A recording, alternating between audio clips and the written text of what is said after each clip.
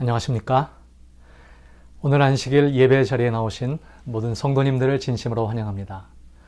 오늘은 숨으시는 하나님이라는 제목으로 시편 42편의 말씀을 함께 묵상하겠습니다. 먼저 시편 42편의 말씀을 제가 읽겠습니다. 하나님이여, 사슴이 시냇물을 찾기에 갈급함같이 내 영혼이 주를 찾기에 갈급하나이다. 내 영혼이 하나님 곧 살아계신 하나님을 갈망하나니 내가 어느 때까지 나아가서 하나님의 얼굴을 배울까? 사람들이 종일 내게 하는 말이 내 하나님이 어디 있느뇨 하오니 내 눈물이 주야로 내 음식이 되었도다. 내가 전에 성의를 지키는 무리와 동행하여 기쁨과 감사의 소리를 내며 그들을 하나님의 집으로 인도하였더니 이제 이 일을 기억하고 내 마음이 상하는도다. 내 영혼아, 내가 어찌하여 낙심하며 어찌하여 내 속에서 불안하여 하는가? 너는 하나님께 소망을 두라. 그가 나타나 도우심으로 말미암아 내가 여전히 찬송하리로다. 목마른 사슴이 시냇물을 찾듯이 여러분들은 하나님을 찾고 계십니까? 여기 나오는 시편의 기자는 애타게 하나님을 찾고 있지만 하나님은 보이지 않습니다. 침묵하십니다. 아무 응답이 없는 것처럼 보입니다. 다윗은 시편에서 최소 11번 이상이나 하나님은 숨으신다라고 표현하고 있습니다. 하나님은 우리 인생에서도 그렇게 잘 찾아내기가 쉽지 않습니다. 여러분은 어린 자녀들과 술래잡기를 해보셨습니까? 저는 딸을 둘을 키우면서 술래잡기 놀이를 많이 해보았습니다. 보통은 아이들이 숨고 제가 찾는 역할을 많이 했습니다. 아이들이 뻔히 숨은 곳을 알고 있지만 그러나 알지 못하는 것처럼 찾는 것에 어려움을 느끼는 것처럼 행동하면 아이들은 더욱 흥미로워하죠. 그리고 마침내 아이들을 찾아내면 아이들은 무척 즐거워합니다. 반대의 경우도 많이 해봤습니다. 이제는 아이들이 저를 찾는 경우이죠. 아이들이 아직 기저귀를 차고 있을 무렵에 아이들은 뒤뚱거리면서 여기저기로 아빠를 찾아다닙니다. 벽장 속에도, 또 아이들은 쓰레기통 뒤에도, 오븐, 또 싱크대, 다양하고 엉뚱한 곳에서 열심히 아빠를 찾아 헤맵니다. 제 딴에는 내가 그런 곳에 숨어 있을 것이라고 생각한 모양입니다. 만일 이 귀여운 꼬마 술래가 아빠를 찾지 못하고 계속해서 헤맨다면 저는 조심스럽게 힌트나 혹은 단서를 제공합니다. 벽장문 앞에 슬쩍 발 한 짝을 내밀어 준다든지 소파 뒤에 숨었다가 머리끝을 살짝 내밀다든지 하는 것이지요. 이렇게 하는 이유는 간단합니다. 제가 제 딸들과 술래잡기 놀이를 하는 핵심적인 목적은 숨는 데 있는 것이 아니라 찾는 데 있기 때문입니다. 저는 숨습니다. 하지만 정말로 숨으려고 숨는 것은 아닙니다. 반대로 딸이 저를 잘 찾아낼 수 있도록 숨으려고 노력합니다. 마침내 그런 힌트를 통해서 저를 찾게 되었을 때에 그들의 반응은 너무도 기쁘고 또 행복해 보입니다. 마찬가지로 하나님께서도 술래잡기 하는 아빠와 똑같으십니다. 그분은 우리를 남겨두고 숨으십니다. 하지만 우리가 찾을 수 있는 곳에 항상 계십니다. 오늘 우리가 성전에 나온 이유도 혹은 온라인을 통하여 그분께 예배하는 이유도 그분을 찾고 그분을 만나기 위함입니다. 하지만 동이 서에서 먼 것처럼 우리 인간의 길과 하나님의 길은 너무나 많이 다릅니다. 인간이 아무리 육체적으로 노력하고 정신 수양을 쌓는다 해도 또 영적으로 분발한다고 해도 하나님을 찾을 수도 붙잡을 수도 또 인간의 어떤 행위로도 하나님을 잡을 수도 없습니다. 하지만 하나님의 사랑과 은혜에 간절하게 매달릴 경우에 그 사정은 달라집니다. 우리가 완전히 자포자기하여 절망의 상태에 빠져 있을 때 딸이 술래잡기를 하다가 아빠 제발 나와주세요 라고 말할 때에 아빠는 숨는 것을 포기하고 나타나는 것처럼 하나님도 우리에게 잡혀주십니다. 아무리 애를 써도 잡을 수 없었던 하나님의 마음이 이 말 한마디에 마음이 녹아 자신의 모습을 드러내는 것입니다. 우리가 이런 간절한 마음의 상태에 도달하게 되면 우리가 쫓던 그분이 이제는 우리를 쫓아오십니다. 이렇게 술래잡기의 과정에서 술래가 바뀌는 현상이 나타나는 것은 바로 예배의 자리입니다. 예배드리는 사람은 술래가 될 필요가 없습니다. 왜냐하면 오히려 하나님께서 그 사람을 찾는 술래가 되시기 때문입니다. 여러분들이 간절한 마음으로 예배를 드린다면 하나님은 여러분들을 추적하고 여러분들을 찾아내고야 말 것입니다. 바울과 실라를 기억하시죠? 그 빌립보의 지하 감옥, 그 컴컴한 곳에 손과 발이 족쇄로 채워진 채 갇혀 있다고 해도 하나님은 예배하는 그들을 찾아내셨습니다. 요나가 자신의 삶을 회개하고 물고기 뱃속에서 간절하게 하나님을 찾는 기도를 드렸을 때에 하나님은 그를 찾아내셨고 그를 다시 살리셨습니다. 베드로가 예수님을 부인하고 자책하며 마음이 찢어지는 회개의 기도를 드렸을 때에도 주님께서는 그를 다시 찾아오셨고 그를 사람 낚는 어부가 되게 하셨습니다. 여러분들이 찬양과 기도의 순간이 다다른다면 하나님은 반드시 여러분들의 위치를 추적하여 여러분들을 찾아내실 것입니다. 너희는 내 얼굴을 찾으라. 시편 27편 8절의 말씀입니다. 너희는 여호와를 만날 만한 때에 찾으라. 이사야 55장 6절에 있는 말씀입니다. 하지만 하나님은 때로 우리에게서 자신을 숨기십니다. 하지만 정말로 숨기 위해 숨는 것이 아닙니다. 오히려 여러분들과 제가 하나님을 발견하도록 일부러 자신을 숨기십니다. 하나님을 발견했을 때에 그 풍성한 기쁨을 맛보게 하기 위하여 숨으십니다.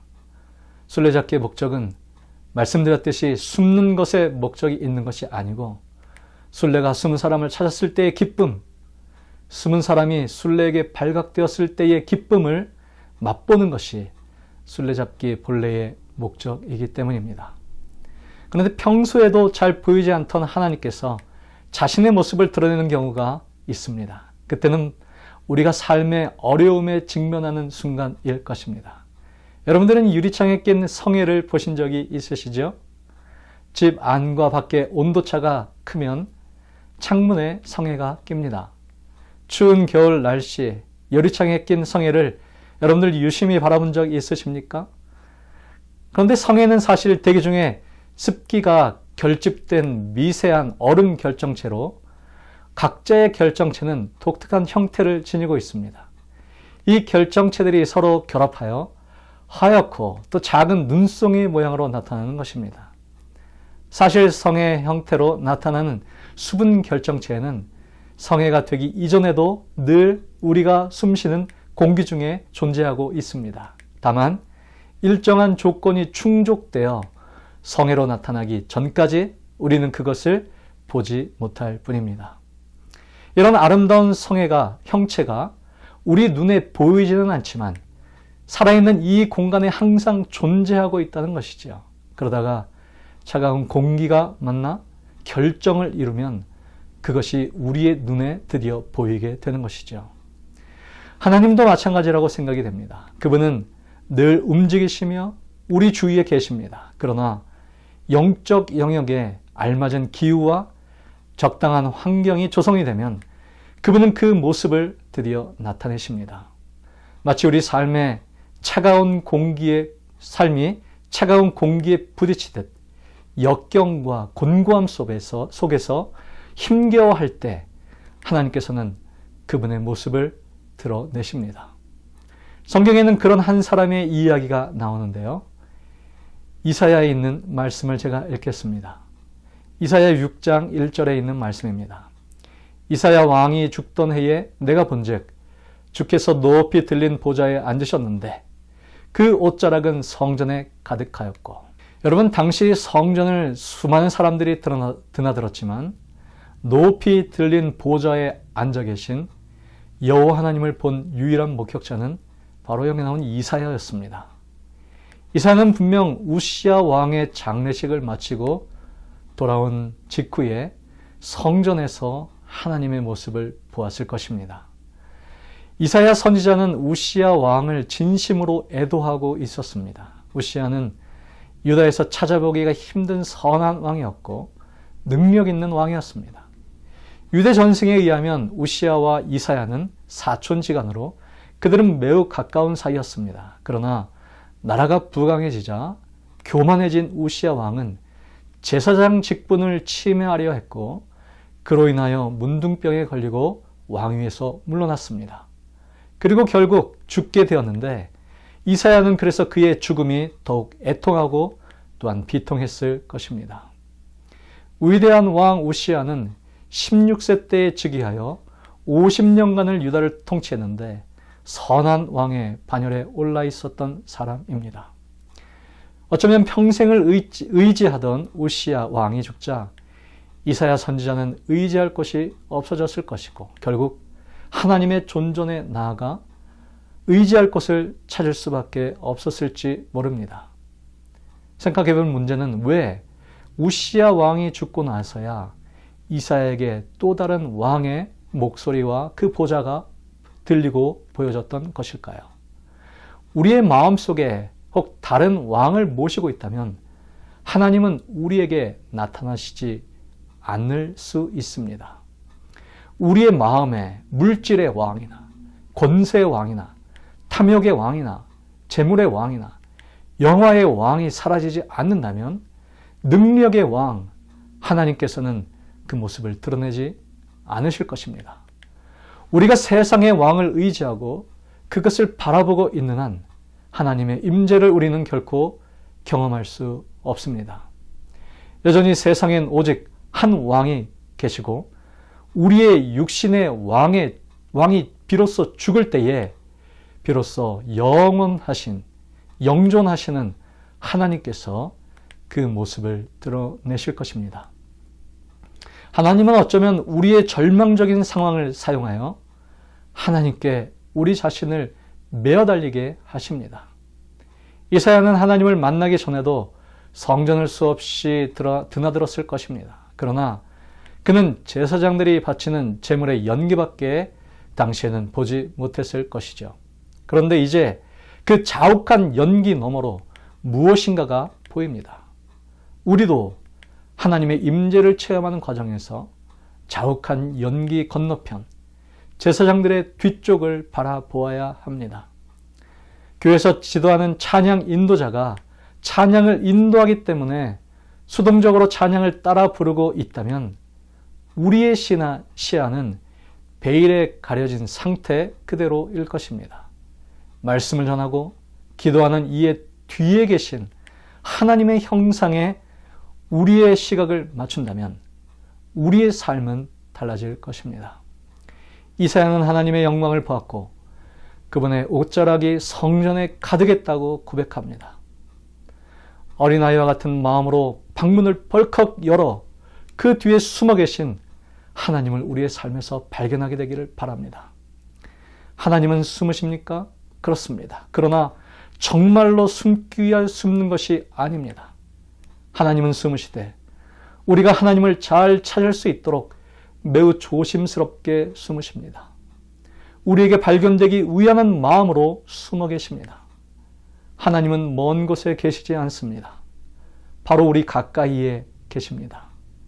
비록 우리의 삶이 밤모섬처럼 외롭고 황폐하며 아무도 의지할 리가 없어도 내 안에 살아계신 예수 그리스도께서 우리의 빛이 되신다면 우리는 이 땅에서 하늘을 보게 될 것입니다. 시편 63편 1절에 붙어있는 말씀입니다. 하나님이여 주는 나의 하나님이시라. 내가 간절히 주를 찾되 물이 없어 마르고 황폐한 땅에서 내 영혼이 주를 갈망하며 내 육체가 주를 앙모하나이다. 내가 주의 권능과 영광을 보기 위하여 이와 같이 성소에서 주를 바라보았나이다. 주의 인자하심이 생명보다 나으므로 내 입술이 주를 찬양할 것이라. 이러므로 나의 평생에 주를 송축하며 주의 이름으로 말미암아 나의 손을 들리이다.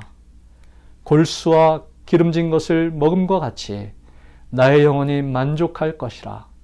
나의 입이 기쁜 입술로 주를 찬송하되 내가 나의 침상에서 주를 기억하며 새벽에 주의 말씀을 작은 소리로 읊조릴 때에 하오리니 주는 나의 도움이 되셨음이라.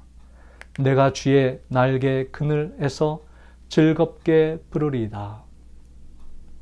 아멘. 위험에 처한 이 시대에 무엇보다도 필요한 것은 가장 열렬한 믿음이 섞인 간절한 기도와 사단이 하나님의 백성에게 그의 어두운 그늘을 던질 때에 하나님께 매달려 의지하는 정신이다. 하나님께서는 당신의 백성들의 탄원을 듣기를 기뻐하신다는 사실을 누구든지 기억해야 한다. 세상의 편만한 죄악은 더욱 열렬한 기도를 필요로 하고 있으며 하나님께서는 비록 당신의 택하신 백성들을 오래 참아주실 뿐만 아니라 밤낮으로 당신께 부르짖는 저들의 원수를 갚아주시겠다고 약속하셨다. 가래 뽑은 기별 2권 372페이지에 있는 말씀입니다. 너희는 여호와를 만날 만한 때에 찾으라. 가까이 계실 때에 그를 부르라. 여러분, 기도할 장소가 없습니까?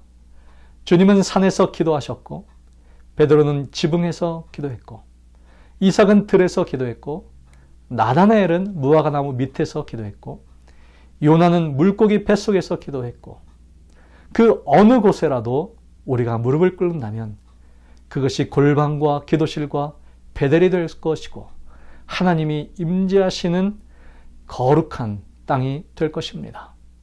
소돔 근처를 배했던 롯이나 쉽게 마음이 휘둘렀던 삼손이나 순진했던 아사 왕이나 우유부단했던 여호사밧 왕이나 예수님을 부인했던 베드로나 너무 삶에 분주했던 마르나나 이와 같은 사람들의 공통적인 특징은 개인 기도를 소홀히 한 사람들입니다. 사람들이 겉으로 드러나게 타락하기 전부터 이미 개인적인 타락은 은밀하게 진행됩니다. 그것은 기도하는 일에 실패한 사람들입니다. 우리는 기도해야 합니다. 기도로 하나님을 찾아야 합니다. 이 안식일의 시간이 우리 모두가 간절한 마음으로 주님을 찾을 때에 그분을 만나는 기쁨의 시간이 되시기를 기도하며 말씀을 드립니다. 함께 기도하겠습니다. 거룩하신 아버지 하나님, 아무것도 보이지 않는 것 같은 이 세상에 그러나 여전히 우리 가까이에 계시며 우리의 삶을 지키시고 우리가 곤고하고 어려울 때에 당신의 모습을 드러내시며 우리의 손을 다시 붙잡고 일어서시는 당신의 거룩한 능력을 우리의 삶에서 날마다 체험하며 살아갈 수 있게 하여 주옵소서. 아무것도 보이지 않는 세상일지라도 하나님께서 살아계시며 하나님께서 여전히 역사하시고 당신의 사랑하는 백성들을 이끌고 계시다는 사실을 우리가 기억하고 날마다 믿음으로 전진하는 귀한 주의 백성들의 삶을 살아가도록 축복해 주시옵기를 우리 구주 예수님의 이름으로 간절히 기도드립니다. 아멘.